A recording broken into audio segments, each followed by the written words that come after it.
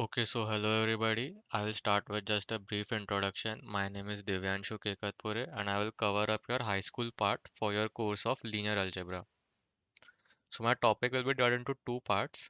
One will cover vectors and other will cover matrices, and we'll begin with vector algebra first. So you guys might have done the basic definition of vectors countless number of times during your high school physics. So basically vectors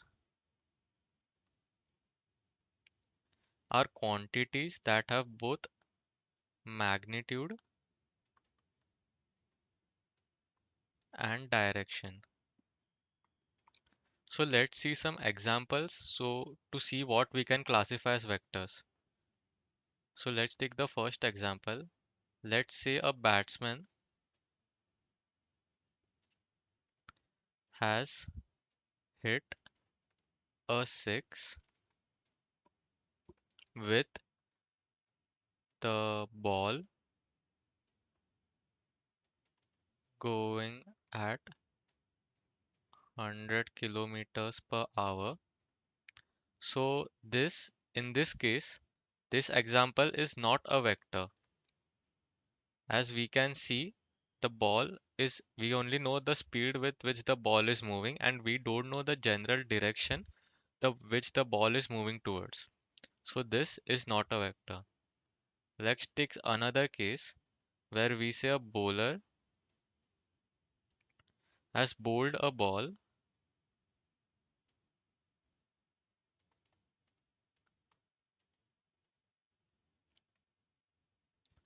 at 120 kilometers per hour towards the stumps.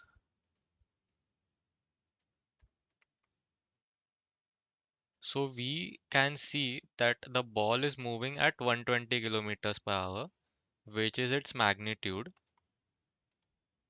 and the general direction, which is towards the stumps. So this example is a vector. Now let's see next how to write a vector mathematically. So let's say a man, let's say we have been given a map where it says 1 centimeter is 1 kilometer. And let's say a man has walked 5 kilometers east. So the man was here initially. He has walked 5 kilometers east and he reached here. So if we want to denote this as a vector, the length of this line segment will be 5 centimeters, which is 5 kilometers in real life, and the arrow, and we will draw a arrow towards the direction where the man is walking. So this thing which I have just drawn is how you show a vector on a graphical space. So this is how you show a vector on a graphical space. So let's say the point where the man was initially standing, we will call it as the initial point, and the point where the man ended up in, we will call it as a terminal point. So let's give the name to the initial point A and let's call the final point terminal point B. So we can denote this vector as vector AB. Arrow is going from A to B. So this will be 5 kilometers east. Another way to denote this vector is we assign this arrow some arbitrary symbol, like arbitrary letter or a symbol. Let's say we want to call this A. So I will write this vector as vector A, which is also equal to 5 kilometers east. And we can extend this concept of vectors to all the vector quantities like forces, fields, everything. And we can extend this concept to multiple dimensions as well.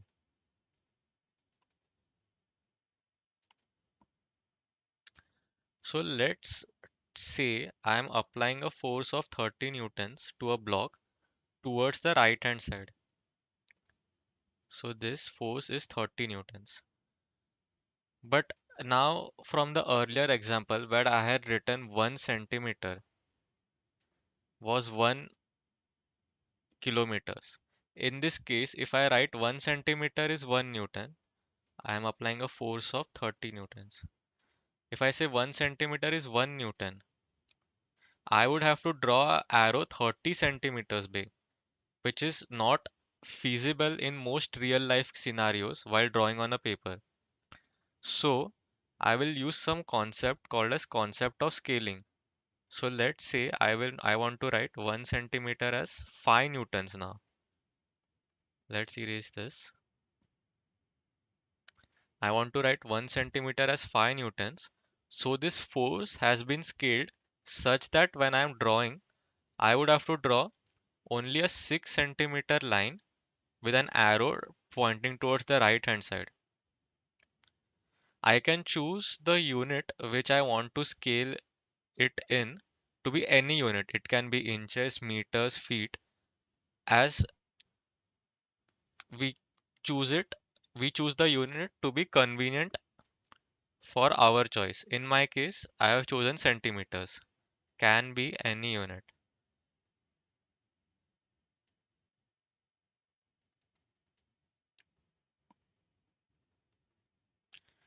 So now to denote the magnitude part of this vector, let's go to the man walking east example again. This is the vector whose length is 5 centimeters. The starting point is A, the terminal point is B. So I want to denote its magnitude now. So there are two ways to write the magnitude of a vector. One is you enclose the vector in a mod symbol or a norm symbol. Both give the true length. In our case, to visualize it properly, both will give the true length of our vector. So we can write mod of AB or norm of AB equal to 5 kilometers. This is the mod symbol. This is the norm symbol. Now, if I want to give a direction to a vector, the method to give a direction to a new vector is to state the angle it is making with an already existing vector. So let's say I have been given a compass which shows north, south, east, and west, and a man has walked some distance like this. So I want to give this vector a direction now. So I can say if this angle is suppose 30 degrees, I can say the direction of vector AB. I will give the initial and final points name A and B. AB is 30 degrees east of south. This is how I give an arbitrary direction to a new vector with respect to a already existing vector. So next we will cover up some nomenclatures given to some vectors. They basically help us They basically give the vector certain properties which helps us immensely when we are dealing with them. So let's cover some types. First is the zero vector.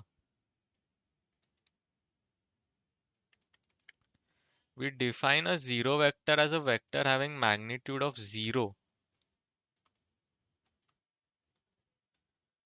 and no direction. So let's imagine if a vector has a magnitude of 0, so the initial and the terminal points both would coincide into one dot, and we can see that we can't assign any arbitrary direction to the given dot as we can't see the direction which the vector is going into. So this is basically how you write a zero vector on a graphical space.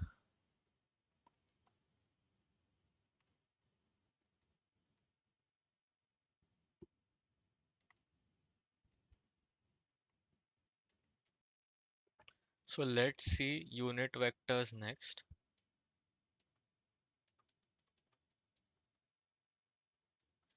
Unit vectors are vectors which are defined for a specific given vectors, and they have a magnitude of 1 unit is the magnitude,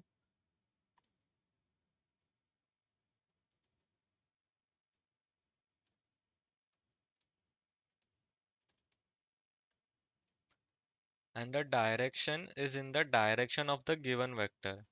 So they have the direction of the given vector.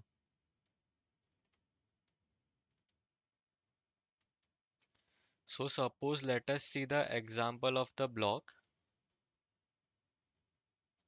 where a force of 30 newtons was being applied to the block on the right hand side, and we had scaled the force to be 1 centimeter with 5 newtons. So the length of this arrow was 6 centimeters and the direction was towards the right hand side.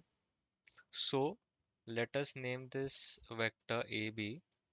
So the unit vector for this given vector AB we can draw as a vector having the length of 1 unit. Now see the unit which we are scaling the vector, like 1 centimeter or 1 inch or whichever arbitrary unit you have chosen, we will draw the unit vector to be 1 unit which we have chosen and not the unit of the quantity like newtons. This will not be 1 newton length of the vector, and the direction is toward the direction of the given vector. So we can denote this vector mathematically as AB cap. This cap symbol is used to denote a unit vector. Next we will see is our co-initial vectors.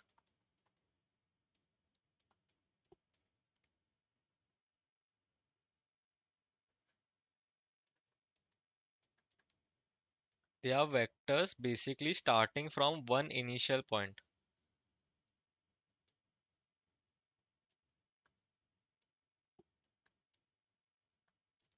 Like imagine suppose this is a ball and three people are pulling it from different directions. So the force vectors are co-initial vectors since they are originating at the same point. So this is basically co-initial vectors. Let's see collinear vectors next.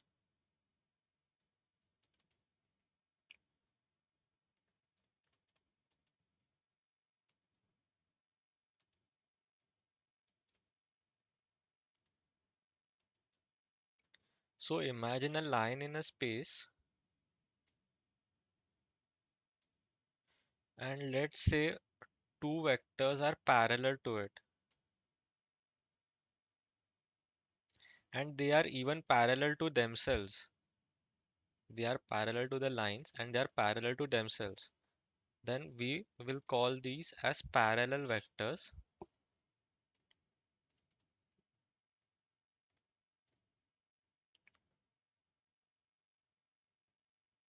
and they are basically collinear vectors. They are also called collinear vectors. There can also be a second case where the two vectors are parallel to a given line, but they are going opposite to each other. So this is the second case. The two vectors are parallel to a given line, but they are opposite to each other. We will call these as anti-parallel vectors. So vector A and vector B are anti-parallel, and these both vectors are form the collinear vectors.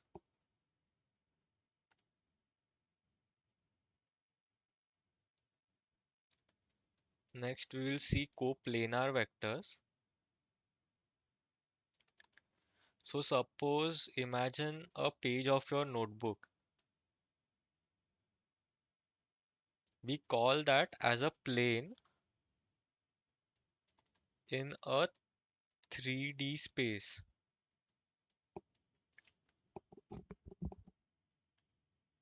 So all vector existing in this plane, they are basically coplanar vectors.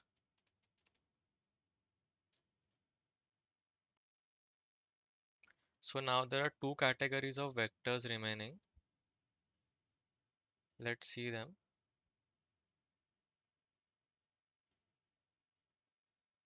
One is equal vectors. So two vectors are said to be equal if and only if both magnitude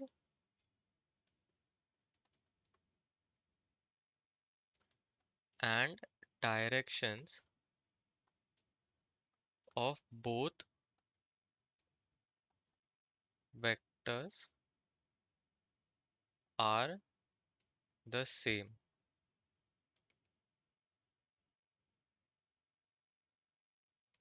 Let's say we have vector A and vector B. Both are of the same length, both are the same length, and both are moving towards the same direction. So we can say A is equal to B. Now let's make sense of it from the first example. So suppose this is a map. We said that a man went east 5 kilometers. If the man was here, he would have moved like this. If the man was here, he would have moved like this. We can say that the displacement in the first case is equal to the second case. Like we can see the displacement in the first case is equal to the second case. So we can safely say two vectors having the same magnitude and the same direction, they are said to be equal. So vector A would be equal to B.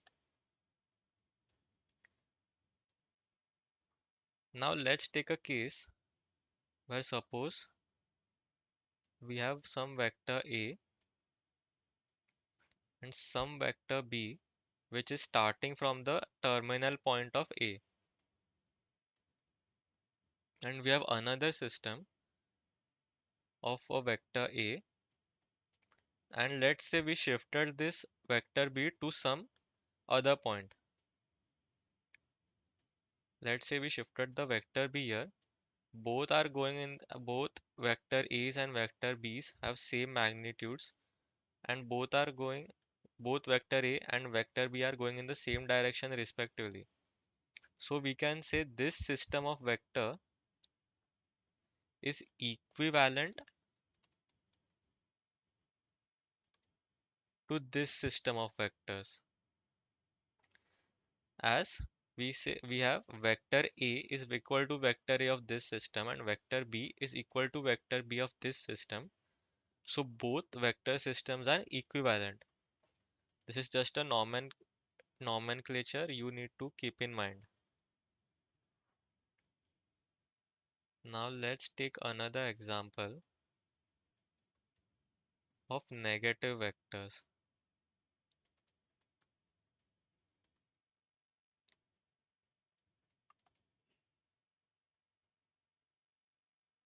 So the best example to show negative vectors is a game of tug of war. So you have this ring which is being pulled from both sides. This team is applying a force of A, this team is applying a force of vector B. And the rule is once the ball crosses a line, the team corresponding to that line wins. So the only point where there will be a stalemate is if both the teams are applying with a magnitude of if applying force with a same magnitude. So the only point where this ring will experience a force of 0 newtons if force A is equal to sorry, force A plus force B are 0.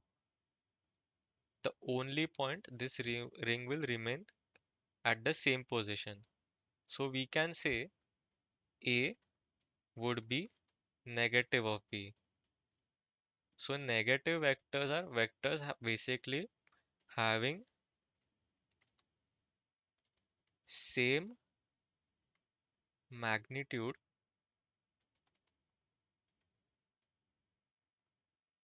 and opposite directions. They will basically cancel each other out.